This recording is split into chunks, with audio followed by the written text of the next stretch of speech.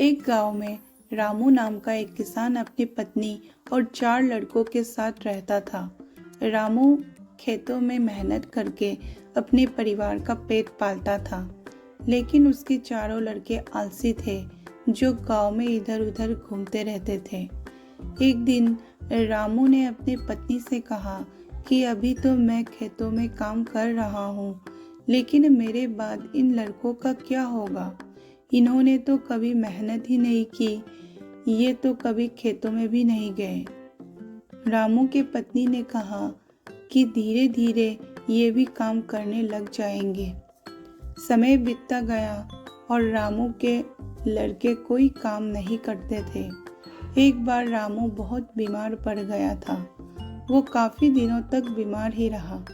उसने अपनी पत्नी से कहा कि वे चारों लड़कों को बुलाकर लाए। उसकी पत्नी अपने चारों लड़कों को बुलाकर लाए। रामू ने कहा, लगता है अब मैं ज़्यादा दिनों तक जिंदा नहीं रहूँगा। रामू को चिंता थी कि उसके जाने के बाद उसके बेटों का क्या होगा। इसलिए उसने अपने बेटों से कहा कि मैंने अपने जीवन में जो कुछ भी कमाया है वे खजाना अपने खेतों के नीचे दबा रखा है। मेरे बाद उसमें से खजाना निकालकर आपस में बांट लेना। ये बात सुनकर चारों लड़के खुश हो गए। कुछ समय बाद रामू की मृत्यु हो गई।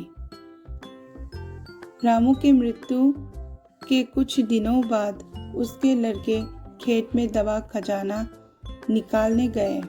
उन्होंने सुबह से लेकर शाम तक सारा खेत खोद दिया, लेकिन उनको कोई भी खजाना नजर नहीं आया। लड़के घर आकर अपने माँ से बोला कि माँ, पिताजी ने हमसे झूठ बोला था, उस खेत में हमें कोई खजाना नहीं मिला।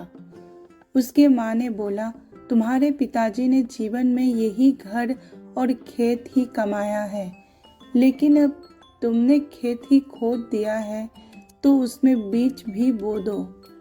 इसके बाद लड़कों ने बीज बोए और माँ के कहे अनुसार उसमें पानी देते गए। कुछ समय बाद फसल पककर तैयार हो गया।